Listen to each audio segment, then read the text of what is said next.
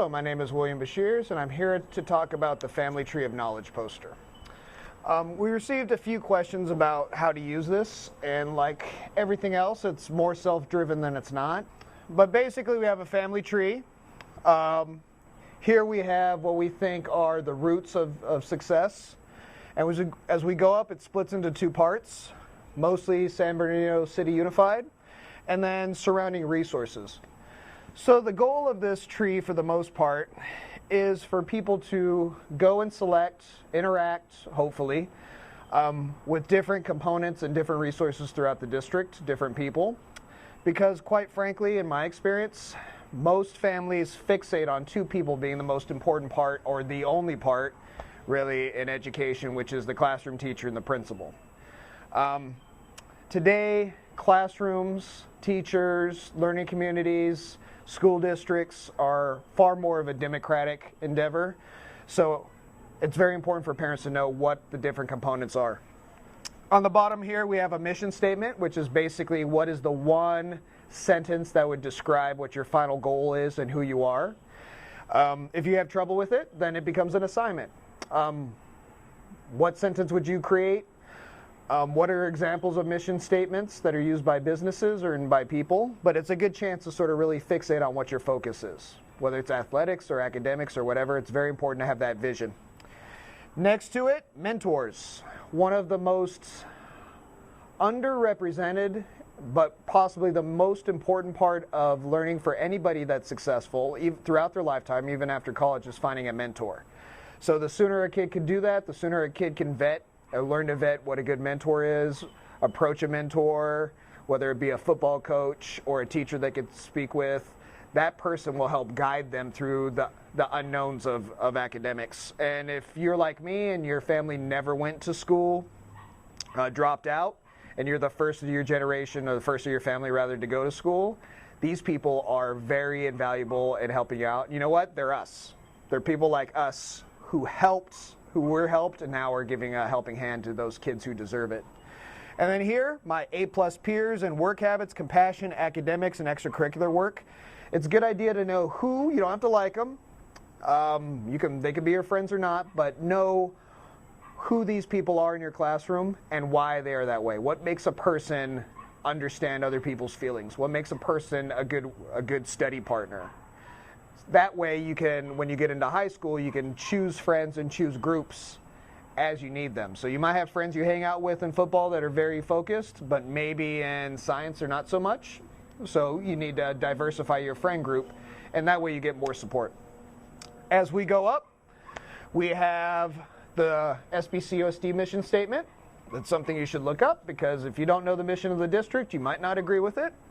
And you might not understand where different groups are coming from if you don't understand what the goal of the district is. We have the Board of Ed, Superintendent, Assistant Superintendents, and District Parent Center. Obviously, there's a lot more different programs like the EL department and whatnot, parent support groups.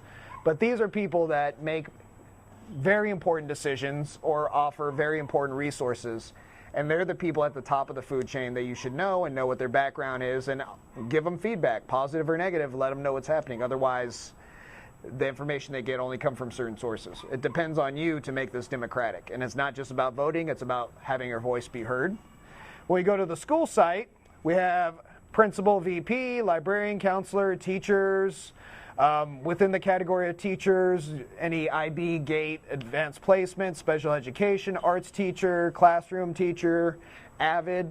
It's important to know who these people are, because they're going to be your primary resources in understanding what's outside the school site, what's available, certain things to pay attention for. So for example, if you don't know about college, you might think that there's just an application process for the institution, but you must also know that there's an application process for FAFSA, or for getting money and grants. All these things have deadlines. They're not hard per se, but if you miss the deadline, you've missed that year. And also, your school might not have these. There might not be a college advisor. So what do?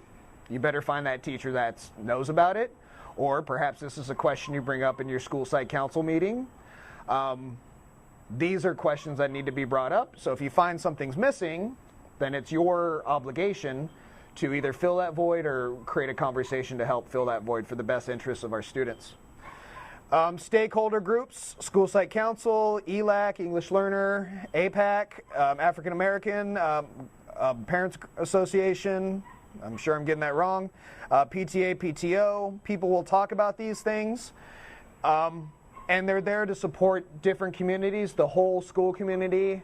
The School Site Council in particular decides how the funds are being used and lets you know perfectly well that this is a truly democratic institution. The principal cannot do anything by him or herself. It is a collective voice based on the understanding of everyone.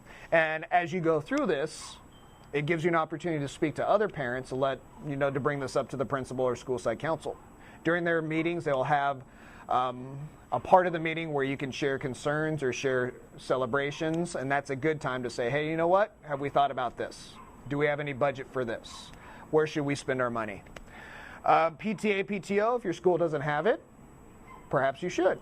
Or perhaps it's handling its business, but these conversations need to be raised.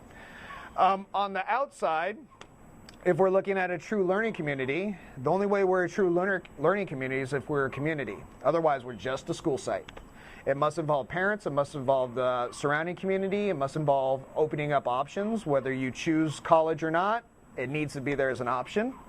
So having contact persons at the community college level, and here we have UC, Cal State, and private colleges, and obviously it's limited by the size of the paper, but having more contacts, the better. We've had extensive experiences with colleges, and just like any institution, there's people that want to talk to you and people that don't. They're busy or whatnot.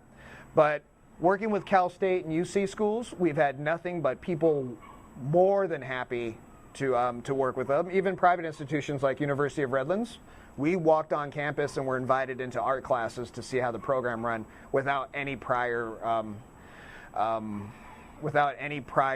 communication. They just let us do it.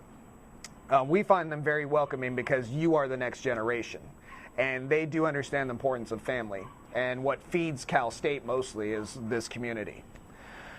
That's about it for now. If you have any questions, please go to my website, williambashirs.com. You can email me there, or you can put comments below, and please don't forget to subscribe and to like this video.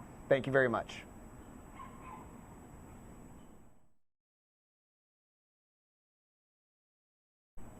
Long pause.